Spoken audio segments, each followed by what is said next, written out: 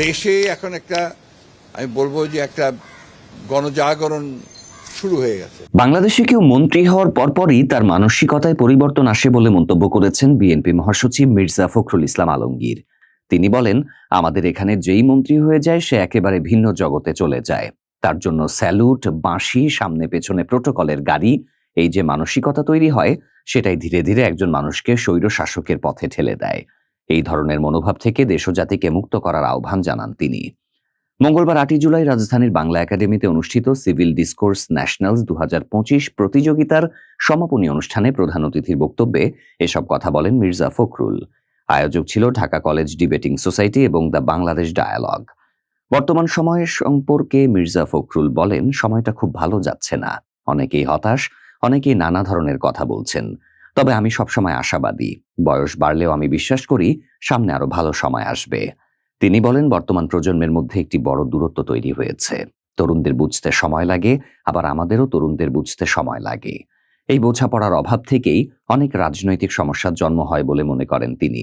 মির্জা ফখরুল বলেন, তরুণ প্রজন্মের সঙ্গে আমাদের পরিচয় খুব কম। তাদের চিন্তাধারা, মূল্যবোধ সবকিছুই আমাদের চেয়ে আলাদা।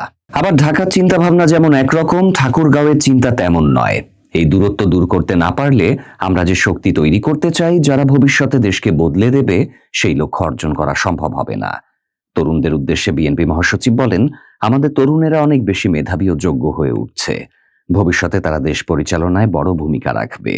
তবে মতের অমিল থাকবে, বিতর্ক থাকবে, এটাই গণতন্ত্রের সৌন্দর্য। আমরা লিবারেল ডেমোক্রেসিতে বিশ্বাস করি। আমি যেমন নিজের মত প্রকাশের স্বাধীনতা চাই, তেমনি অন্যদেরও সেই অধিকার থাকা উচিত।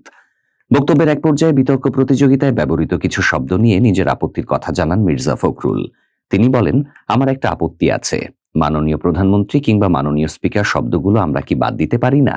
আমার কেন যেন মনে হয় এই মাননীয় শব্দ থেকেই একনায়কতন্ত্রের জন্ম হয়।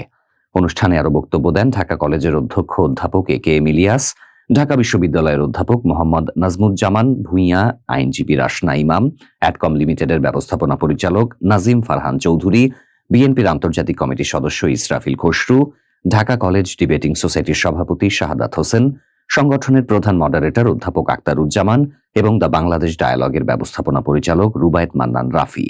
অনুষ্ঠানটি সঞ্চালনা করেন টিবিডির পরিচালক সাইফ রুবাব।